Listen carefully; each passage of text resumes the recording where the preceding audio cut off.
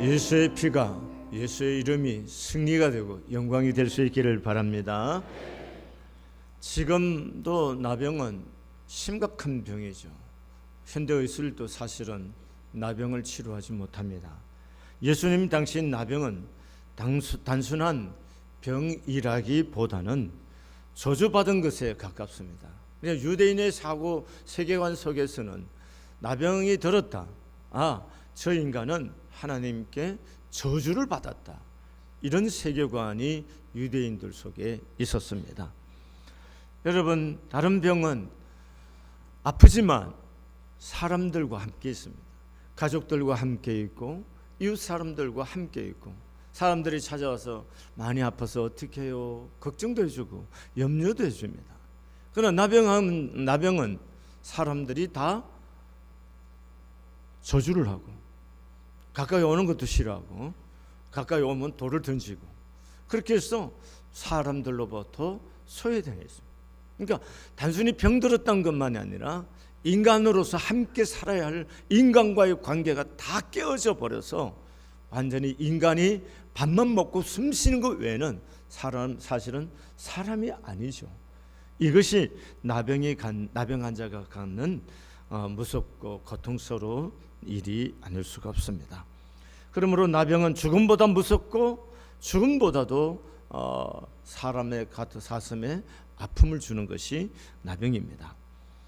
그런데 이 저주받은 인간, 저주받았다고 자탁을 인정하는 불쌍한 사람들을 예수님께서 복음서에 보면 여러 사람들을 고쳐주는 장면들이 나오고 있습니다. 여러분, 오늘 보면은 10명의 문둥병자들이 때로 몰려서 다니면서 멀리 있었어 나사렛 예수여, 우리를 좀 불쌍히 여겨달라고 그렇게 소리를 지릅니다. 그때 예수님께서 내가 원하노니 깨끗함을 받아라, 이렇게 말씀하면 좋겠는데 그렇게 말씀하지 않고 제사장에게 가서 보여라, 그렇게 말씀합니다. 당시 제사장은 의사와 같습니다. 그런 건 문둥병이 나았는지 문둥병이 아직 있는지는 제사장이 판단합니다. 그리고 너는 낫다 라고 인정하면 그때 집으로 돌아갈 수 있고 성전에 올라가서 예배도 드릴 수가 있습니다. 오늘 본문에는 아직 낫지도 않았고 안수한 것도 아니고 깨끗하게 한 것도 아닙니다. 그저 이 제사장에게 보여라, 이 말을 듣고 가야 하는 겁니다. 아니, 이 말을 듣고 가야 합니까? 말아야 되는 겁니까? 마음의 갈등이 안 생기겠어요? 딱 나가고 제사장에 가서 보이면 좋겠는데 나은 것도 아니고, 그런데 가서 보이라 하니까 가야 되는지 아니 가야 되는지, 이게 보통 갈등이 아닐 겁니다. 여러분, 예수님의 이 말씀을 믿고 순종하는 사람만이 하나님의 영광을 볼 수 있습니다. 여러분, 그렇잖아요? 인생이라는 것이 하나님의 말씀이 중요한 거란 말이죠. 제가 어저께 대구 밑에 경산이라는 곳을 갔는데요, 내비를 찍고 가는데 내비가 밀양 쪽으로 인도로, 북옥 하와이에서 하룻밤 잤는데 밀양 쪽으로 인도하더라고요. 나는 경산이 밀양하고 어떤 거리에 있는지를 몰랐어요. 나중에 보니까 경산이 있고 청도가 있고 밀양이 있고 그렇더만요. 맞습니까? 네. 그런데 제가 경험한 것은 갈 때 어디로 갔냐면 대구로 해갖고 그 고속도로로 해갖고 북옥 하와이로 북옥을 갔기 때문에 그쪽으로 가자고 내비 말 안 듣고 계속해서 뭐 아는 대로 온다고 우쪽으로 북대구로 해서 봤어요. 얼마나 먼지. 여러분, 오면서 인생의 공부를 많이 했습니다. 응? 우리 다른 차를 타신 분들은 밀양 쪽으로 안내를 받아서 우리보다 30분 전에 이미 도착해 있는데 우리는 30분을 더 돌아서 먼 길을 돌아왔어요. 그래서 차를 타고 오면서 생각해 보는 거예요. 어설프게 아는 것이 이게 사람 잡아요. 그 내비가 이게 똑똑한 내비도 있고 띠란 내비도 있지만 그래도 내비 말 들었으면 확실히 알지 못하는 길이라면 내비 말 듣는 게 좋은데, 내가 어저께 가본 길이라고 그걸 우기면서 계속해서 내비가 이쪽으로 가라고 중간에 오면서도 한번 안내를 했는데도 불구하고 우기면서 빙 돌아왔거든요. 그래서 어저께 겸손해야 할 필요에 공부를 많이 했습니다. 그러니까 뭐냐, 내 경험을, 내 지식과 내 경험에 너무 붙잡혀 있으면은 인생이 힘드는구나. 그러니까 똑똑한 내비 아니라도 내비 말 들으면 그래도 괜찮은 건데, 여러분 세상에 가장 똑똑한 내비보다도 더 똑똑하신 분이 누구십니까? 우리 하나님이십니다. 내가 살아보지 못한 내 인생의 길을 가는 겁니다. 살아보았던 길이라고 생각하니까 우리 경험과 우리 지식에 의존해서 인생을 사는 거예요. 그런데 오늘과 내일은 내가 와보지 않았고 가보지 않은 길을 간다고 생각한다면은 우리는 뭐예요? 내 인생의 길을 가장 잘 아시는 하나님께 맡겨야 되지 않겠습니까? 그러면 우리 인생의 참된 내비가 되신 하나님의 말씀만이 우리의 참된 길이 되어줄 줄로 믿습니다. 남자들 여러분, 여자 말을 잘 들어야 인생이 성공합니다. 나이 들어서 부인 고집이 세갖고 부인 말 안 들으면 그 남자 나중에 고생 꽤나 합니다. 잘 안 되면 나중에 혼자 살아야 됩니다. 그 차를 타고도 여자 말 잘 들어야 돼요. 차를 타고 여자 말을 안 들으면 어제 저처럼 고생을 꽤 합니다. 인생을 살아가면서 말입니다. 여러분, 우리가 겸손하면은 그냥 따라가는 거 아닙니까? 제가 어저께 배운 게 뭐예요? 참 내가 교만하고 고집이 센 거고 너무 내 경험에 내 지식에 그래 이렇게 오늘 30분 이상을 빙 돌아서 오는 이런 고생을 했구나 하는 생각을 하면서 어저께 회개 많이 했어요. 중요합니다. 자, 우리가 남은 우리 인생을 살아갈 때 가장 내 인생의 길이 되시는 하나님의 말씀 앞에 겸손할 수 있기를 바랍니다. 오늘 가서 제사장에 보이라고 하는 이 말씀이 10명의 문둥병자 마음의 갈등이 없지 않아 있었겠지만, 그러나 그 말씀을 따라 순종해서 믿음으로 가다 보니까 10명이 다 깨끗함을 받았습니다. 이 사람들은 이만큼만 믿음이 있었고, 이만큼 제사장에게 갈 만한 믿음과 제사장에게 갈 만큼 순종의 마음이 있었던 겁니다. 그래서 제사장에게 보이러 가는 길에 가다 보니까 나았습니다. 여러분, 이 사람들이 얼마나 놀랐겠습니까? 얼마나 가슴이 뛰겠습니까? 바로 그 순간 사마리아 사람 하나는 길을 돌려서 예수님께로 와서 그 발 앞에 엎드리고 살해했다 하는 이야기인 겁니다. 그런데 그 9은 어디로 간 겁니까? 옛날에 미시간 주위에 풍랑이 일어나서 배 한 척이 파손이 되었습니다. 그때 한 수영 선수가 목숨을 걸고 뛰어 들어가서 무려 23명이나 구조했습니다. 그것이 신문에 나고 그런 일이 있은 겁니다. 그 사건이 지난 아주 오랜 후에 토레이 목사님이 설교를 하시면서 그때 사건, 미시간호에 오래전에 있었던 청년 한 사람이 23명의 목숨을 건진 일이 있었다라고 그런 설교를 했다는 겁니다. 그 설교를 끝났을 즈음에 한 노인이 손을 들고 바로 그 청년이 저입니다 라고 말을 했다는 거예요. 토레이 목사님은 너무 반가워갖고 그래서 예배 끝나고 그분을 초청해서 사무실에서 같이 차를 마시며 담소를 합니다. 예배 후에 목사님과 차를 마시며 이야기하는 중에 토레이 목사님 너무나 궁금했어요. 당신이 그때 겪었던 일 중에 가장 깊은 인상을 받은 것은 무엇입니까? 라고 물었습니다. 그 노인이 하는 말이 한 사람도 고맙다는 말을 한 일이 없다는 사실입니다. 크리스마스 카드 한 장도 온 일이 없다는 것입니다. 그것이 인상받았다는 이야기인 겁니다. 여러분, 설마 그럴까? 우리가 그렇게 생각할 수가 있습니다. 그런데 오늘 보십시오. 여러분, 나병에 저주받은 나병 환자가 나병에서 고침받은 10명이 다 집으로 돌아가고 한 명만이 예수께로 와서 살해했다. 엎드려 절하고 하나님께 영광을 올려드리며 감사를 드렸다는 겁니다. 여기서 우리가 생각해야 할 것이 뭔가요? 감사는 조건도 의무도 환경이 아니라는 겁니다. 여러분, 로마서 1장 21절의 말씀에 보면은 그게 인간의 죄성에 대해서 말씀하는데 인간의 죄성 속에 하나가 뭐냐? 감사하지 않는다는 겁니다. 여러분, 인간이 죄인이기 때문에 감사할 것 같은데 감사의 마음이 없다는 겁니다. 그 다음에 베드로전서 베드로가 말세의 증거 중에 하나가 뭐냐? 말세는 뭐냐? 감사치 않는다는 겁니다. 여러분, 예수님 이후로 우리가 주의 오심을 기다리고 있는 시대입니다. 달리 말하면 인간이 하나님을 떠난 이후로 인간의 심성 속에는 거의가 뭐가 없다요? 감사가 거의 없다는 겁니다. 여러분, 우리나라 속담에 사람이 물에 빠진 사람 건져주니까 뭐 알아요? 내 보따리 내놓으라 하는 거예요.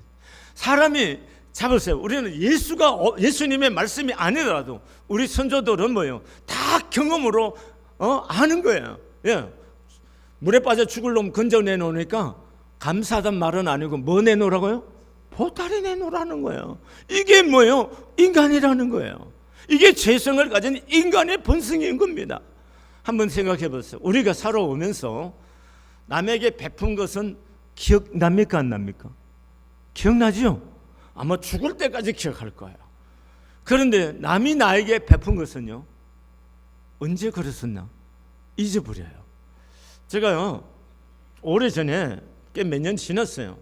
우리 선배 목사님이 노예에서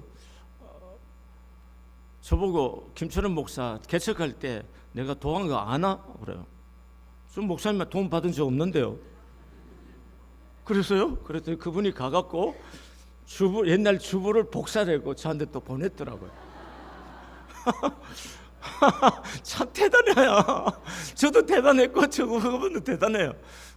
그걸 가만 생각해 보는 거예요. 아니, 내 성격에 지가 나인데 3년 동안 지원을 했으면 나 지 시다발이 다 했을 텐데, 노예 안에서.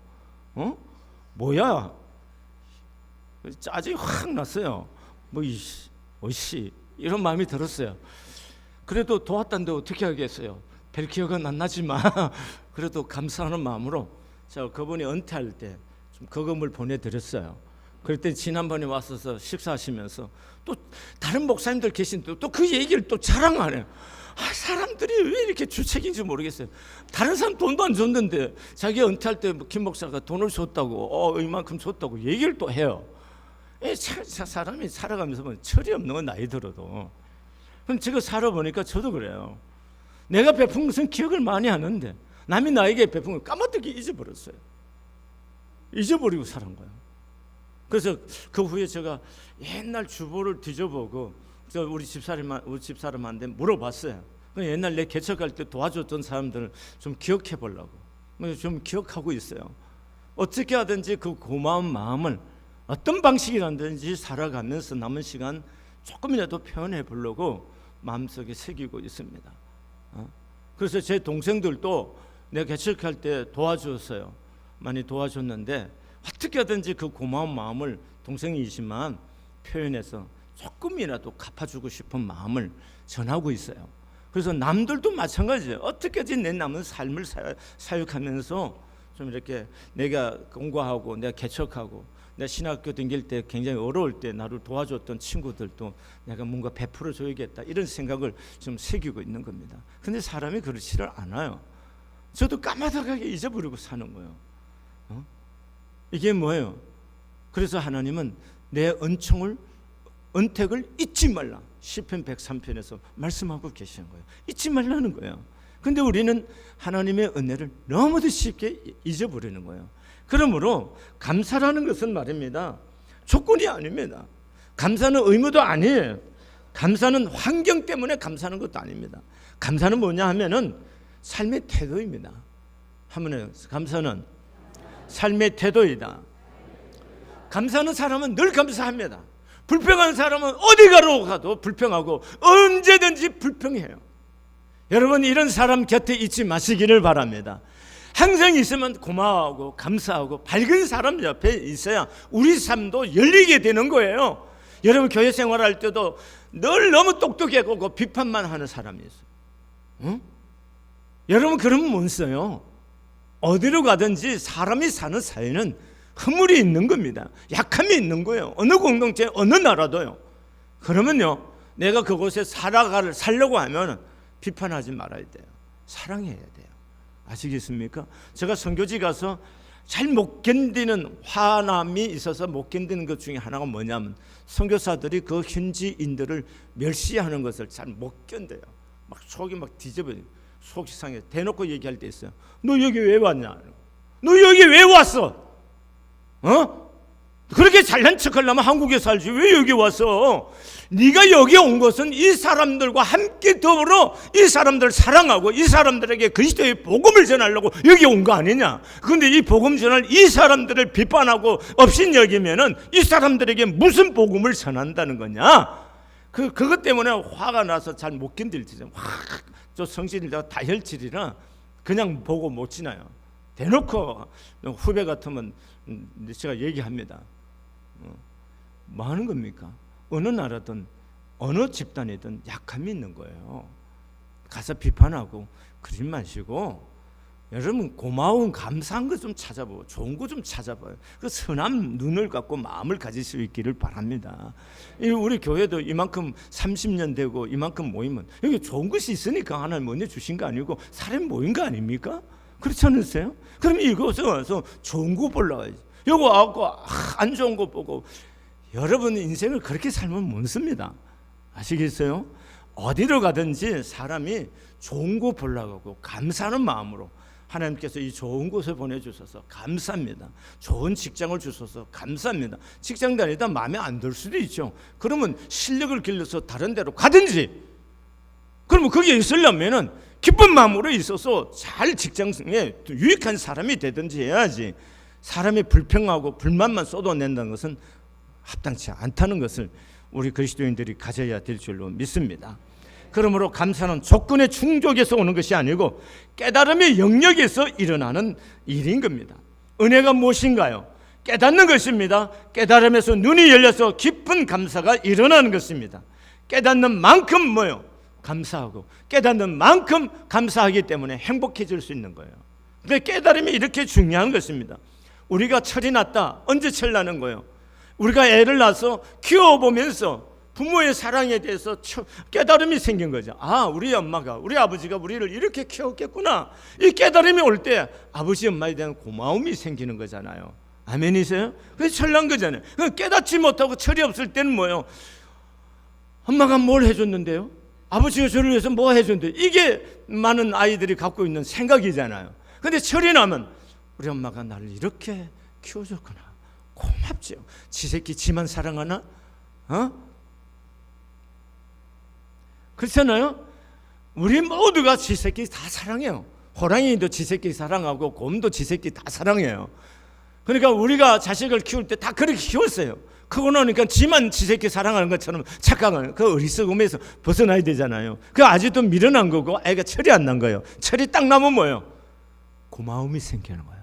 감사가 생길 줄로 믿습니다. 아멘. 또는 우리가 범사에 감사할 일이 뭐냐면은, 여러분과 저는 누구 손 안에 있어요? 하나님의 손 안에 있는 사람들입니다. 왜 감사해야 되느냐? 이 사건, 이 일과 이 사람을 통해서 하나님께서 나에게 그리스도를 배워가는 은혜를 주시기 위해서 이 사건을 허락한 거고, 이 문제를 허락한 거고, 이 사람을 만나게 해줬다. 이렇게 받아들이면은 우리가 그리스도를 닮아가는 것, 그래서 모두가 감사가 될 줄로 믿습니다. 아멘이십니까? 그러니까 여러분과 제가 인생을 살아가면서, 여러분 예수가 없는 사람들도요, 밝은 태도를 갖고 사는 사람이 성공합니다. 어저께 제가 모란봉 클럽이라는 탈북자들이 한 프로그램인데, 거기에 보니까 한국에 3년 만에 와서 알밤, 중국에서 알밤 들여서 대박을 내서 그 업계 매출이 1위를 성공한 사람이 있었습니다. 여자분인데, 그 부분에 여자분의 말 속에 이런 거 있어요. 어떤 사람에게 돌이 걸림돌이 되지만 자기에게는 그 돌이 디딤돌이 됐다, 이렇게 고백하는 거예요. 예수가 없어도 인생을 밟고 심차게 자기 인생을 사는 사람은 사고방식 자체가 다르다는 거예요. 우리는 예수가 내 안에 있잖아요. 우리는 영혼을 약속받은 사람이고 천국의 소망을 갖고 사는 사람들이고, 우리는 예수를 닮아갈 궁극적인 인생의 목표를 갖고 있는 사람들이에요. 그렇다면 어떤 사건든 어떤 문제든 이 일로 말미암아 다 내가 그리스도를 닮아갈 수 있는 디딤돌로 삼는다면 모두가 뭐예요? 감사해요. 아멘이십니까? 이 은혜가 여러분과 저에게 있어지기를 원합니다. 감사는 사건의 결과가 아니고 감사는 생애의 동기입니다. 행복이 어디 있느냐고요? 행복해서 감사하는 것이 아닙니다. 감사함으로 행복해지는 겁니다. 감사함으로 행복이 되는 것이에요. 여러분, 오늘 15절에 그 중에 한 사람이 자기가 낳은 것을 보고 큰 소리로 하나님께 영광을 돌리며 돌아왔다고 했습니다. 감사는 나에게 일어난 일들에 대해서 하나님께 반응하는 겁니다. 9명의 나병 환자들도 감사하는 마음이 있었을까요? 없었을까요?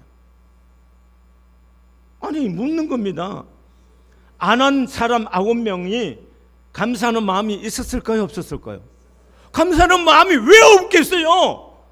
감사하는 마음이 있어요. 가슴이 뛰고 행복했죠. 그런데 오지를 않았다는 거예요. 여러분, 이게 중요합니다. 여러분, 9명의 사람들은 감사하는 마음, 그 느낌에서 끝났다는 겁니다. 자신들에게 일어난 엄청난 일에 대해 영적으로 전혀 반응하지 않는 것에 우리는 여기에 주목해야 된다는 겁니다. 그러나 오늘 사마리아 사람 한 사람은 느낀 것으로 끝나지 않고 구체적으로 돌아와서 그 감사를 말로 뭐 하는 거예요? 말로, 몸으로 표현하고 있다는 거예요. 여러분, 가끔 우리 신앙생활 하다 보면 사람들이 이런 말을 해요.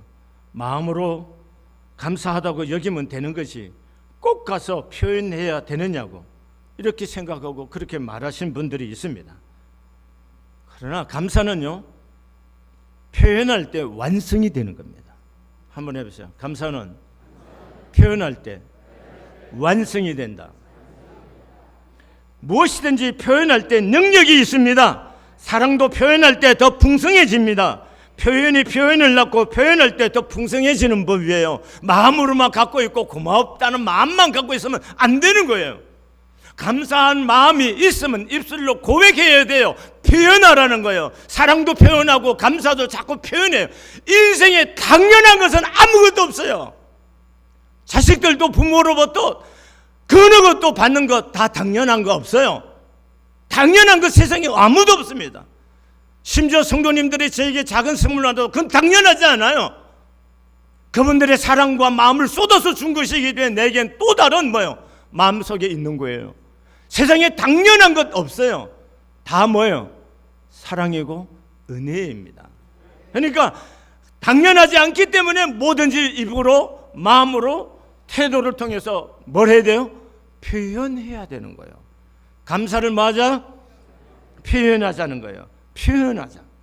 여러분, 오늘 본문에 예수님께서 돌아오라고 말씀하신 적 있습니까? 없습니까? 없어요. 너희가 돌아와서 감사해야 된다고 당부했습니까? 안 했습니까? 그런 적도 없습니다. 그런데 예수님 오늘 본문에 보니까 그 9은 어디 갔느냐? 이 이방인 외에는 하나님께 영광을 돌리러 돌아온 자가 없느냐 하시면서 섭섭한 마음을 숨기지 않으셔요. 무슨 말씀이 이해되십니까? 9은 어디 갔느냐 이 말 속에는 뭐예요? 예수님의 마음에 섭섭함이 묻어나는 거잖아요. 무슨 말인지 이해되시겠어요? 응? 감사는 의무가 아닙니다. 감사는 조건도 아닙니다. 감사는요, 자발적으로 자원적으로 와서 그 감사를 기쁨으로 하실 때 예수님은 감동을 먹었던 겁니다. 야곱은 어디 있느냐 섭섭했지만 그러나 그 한 사람의 감사하는 마음을 보면서 예수님이 감동을 먹었다는 거예요. 이게 중요합니다. 사람이 누군가에게 감동을 준다는 것은요, 굉장히 중요한 겁니다. 한번 생각해 보세요. 누군가가 나에게 감동을 준 일들이 있습니까? 기억해 보세요. 그게 자식이든 뭐 부부간이든 아니면 남이든 나의 인생에 감동을 준 적이 있습니까? 있습니까? 속으로 대답해 보세요. 또 반대로 내가 누구에게 감동을 줘본 적이 있습니까? 여러분, 감동이란 것은 굉장한 일로 감동하는 일, 인생이 많지 않습니다. 자식이 부모한테 감동을 크게 주는 게 뭐 그렇게 있겠습니까? 좋은 뭐 학교를 간다든가 뭐 취직을 좋은데 했거나 뭐 그런 몇 가지, 그러니까 부모에게 부모로서 감동이 되고 자식을 더 보람도 느끼게 하는 거죠. 그런데 인생이라는 것은 그런 큰 일로만 있는 거 아니지 않습니까? 나머지 더 많은 시간 사소한 일들로 일상의 삶을 살잖아요. 그러면 우리가 감동이라는 큰 일 때문에 감동이 아니고 행복해지는 것이 아니고 작은 일상 속에서 고마워하고 감사할 때 행복해지잖아요. 힘이 나잖아요. 아니십니까? 누군가가 나에게 고마워하고 감사해주면 힘이 나잖아요. 지난 수요일 날 우리가 심야기도 첫 시간을 가졌어요. 230명이 나왔다고 우리 목사님들 보고해. 근데 저한테 문자로 오늘 너무 은혜스럽고 너무 감사하고 행복했습니다 라고 문자 보낸 사람은 한 분밖에 없어요. 그럼 그날에 이 오신 분들이 은혜 안 받은 거 아니지 않습니까? 대답도 안 하시네. 이렇게 그러면 잡으세요. 제가 그 한 분 때문에 행복했을까요? 안 했을까요? 아니 대답해 보세요. 아니 은혜 받은 건 나도 알지만 실제적인 행복은 기쁨이 오고 다음 주에도 더 잘해야겠다는 마음이 들게 하는 것은 한 사람의 뭐예요? 감사의 표현이잖아요. 무슨 말인지 이해되세요? 안 그렇다고 해서 내가 안 하거나 그렇지는 않지만 그러나 내 마음 가운데 한 인간으로서 또 뭐예요? 더 열심히 해야겠다는 마음이 일어나게 하는 것은 뭐예요? 고마워하고 행복해하고 감사를 표현하는 거지 않습니까? 아멘이세요? 여러분 우리가 살아가면서 이게 중요하잖아요. 가끔 살면서 여러분 부부 사이도 내가 여기까지 온 것은 다 당신 때문이야 고마워 손을 한번 잡아주고 그렇게만 해도요 가슴이 뛰게 하고요 여러분 아마 부인들이 저녁 반찬이 달라지게 만들 거예요. 여러분 말 한마디에 고마워하는 거예요. 감사하는 거. 또 남편에게 고마워하는 말 한마디, 이 한마디가 용기가 나고 힘이 나고 가족을 위해서 더 열심히 살고 싶은 마음이 일어나게 하는 거 아니죠.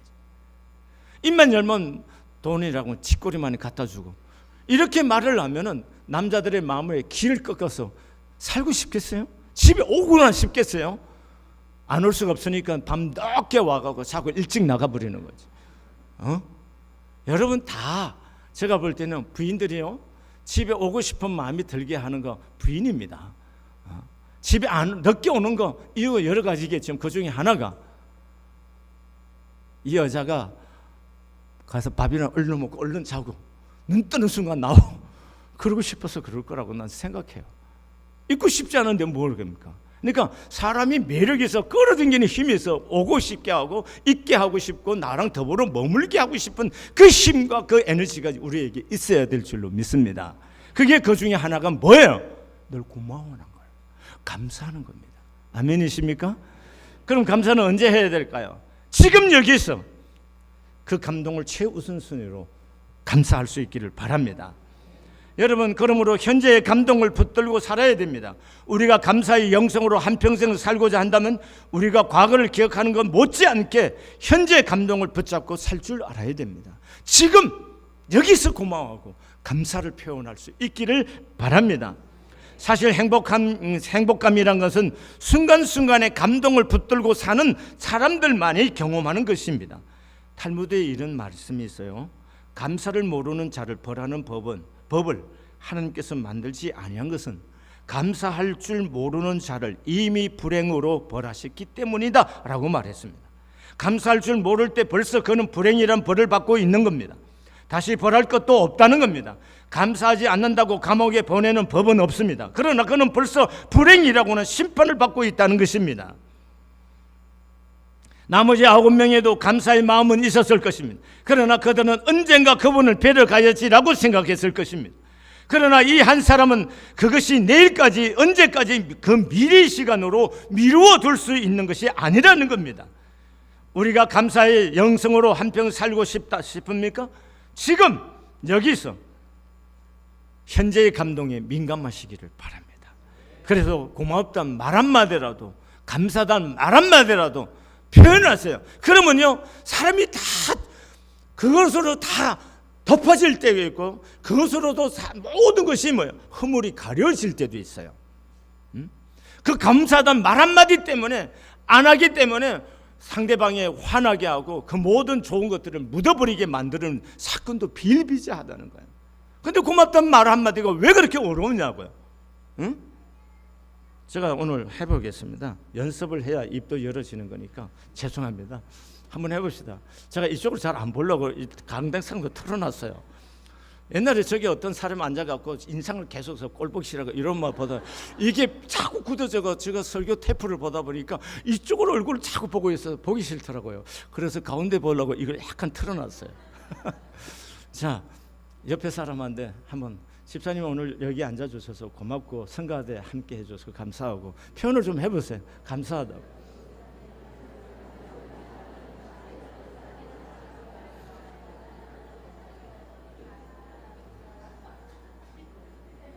네.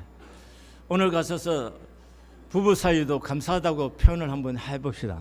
이 숙제입니다. 그 다음에 자녀들도 아버지가 엄마가 내 엄마이고 내 아버지인 것이 너무 고맙다고 표현하시고 네가 내 아이로 내 딸로 내 아들로 태어나 준 거 고맙다고 오늘 표현을 좀 해봅시다. 아시겠죠?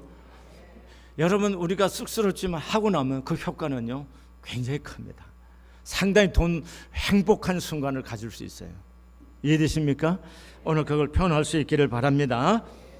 여러분 이렇게 감사하면요 감사할 미래가 또 생기는 겁니다. 여러분 오늘 19절에 말씀해 보니까 그에게 이르시되 일어나 가라 내 믿음이 너를 구원하였느냐 하셨더라.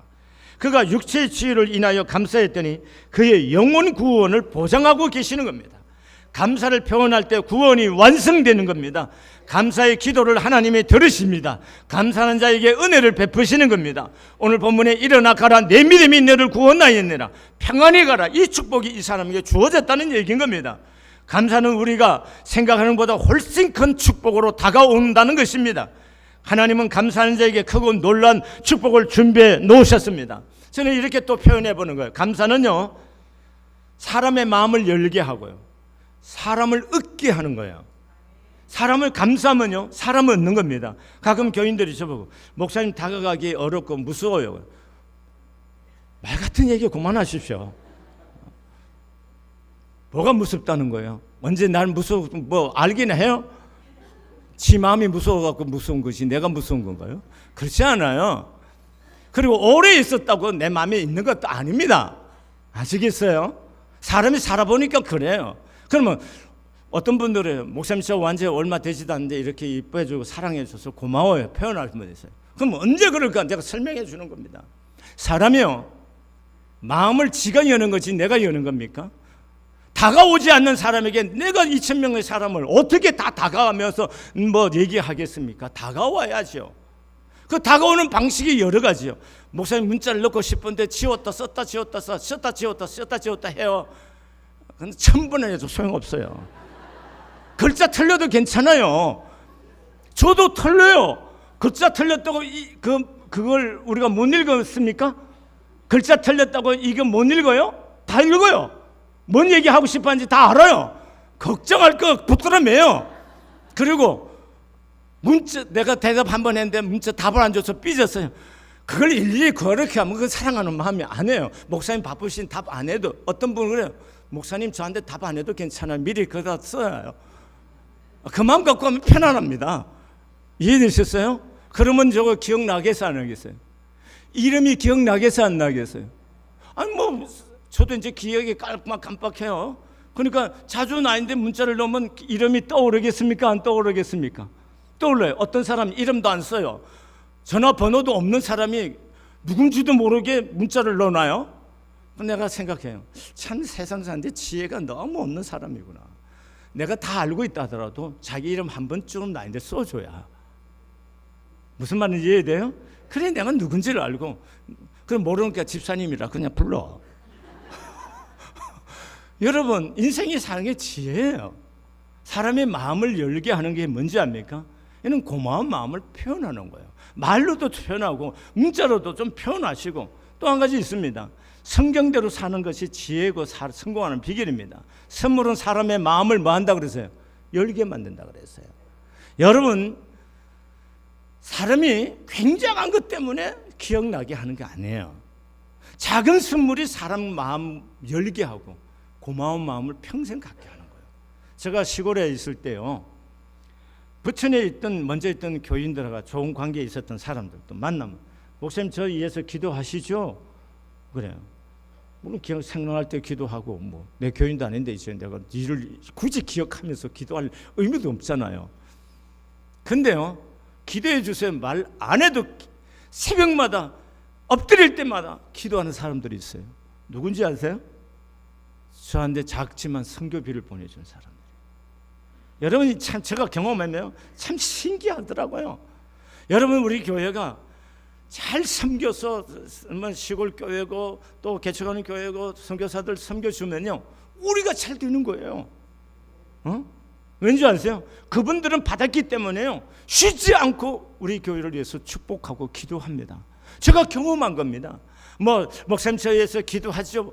그렇다고 해서 기도해 주는 거 아니고 실제로 물질이 오니까 거기에 따라서 내 마음을 쏟아서 그분들을 축복할 수밖에 없어요. 이게 인생을 사는 지혜고 비밀이에요.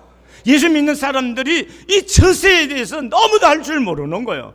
여러분 돈 없으면 안 되는 거냐? 아니에요. 말로도 얼마든지 할 수 있어요. 저 우리 교회에서도 저에게 행복을 기쁨을 주는 분들이 많아요. 그분들이 저한테 무슨 선물 주고 그렇지 않아요. 도리어 내가 더 주고 싶은 사람들이 있어요. 왠지 아세요?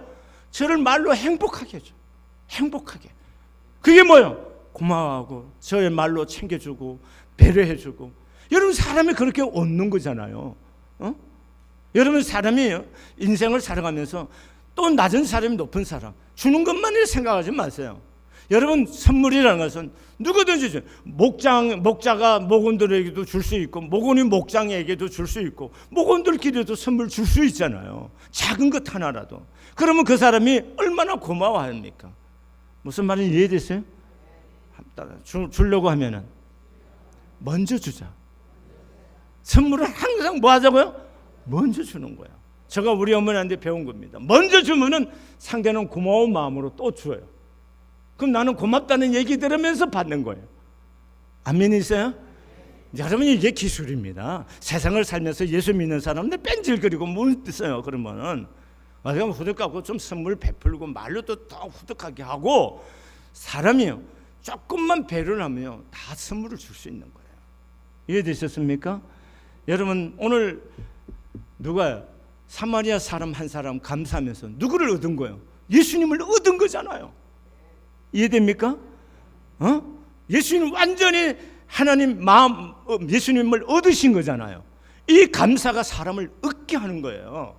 그리고 인생을 살면서요 선물을 주는 기술이 필요해요. 줄까 말까 이거는 갖고 뭐 될까 그런 마음 버리십시오. 선물을 가지고 가서 언제나 베풀세요. 그리고 한 번 주면 안 돼요. 반복하는 겁니다. 돈 주는 것도 기술이더라고요. 제가 선교지에도 돈 주는 것도 기술이에요. 한 번 딱 주면 갈 때만큼 그만큼 기대를 해요. 아니에요. 자주 주는 거예요. 자주. 그러면 더 오래 기억하고 더 좋아할까요? 안 할까요? 좋아. 대답이 별로네요. 선물 주는 것도 훈련이고 사람 얻는 기술입니다. 대답 안 해요. 뭐 저보고 저다 선물 달라고 하는 것처럼 보이는가 봐요. 저한테도 갖고 오십시오. 그래야 내가 여러분 기억도 하고 기도도 할 겁니다. 미안하지만 그러면 세상을 살아가는데 친구 간에도 선물을 주십시오. 친구 간에도 저도 친구한테도 다 줍니다. 친구 사이도. 교인들한테도 어떤 것은 베풀어야 할 때가 있고 줘야 할 때가 있는 거예요. 아멘이세요? 이거 기술입니다. 아멘이세요?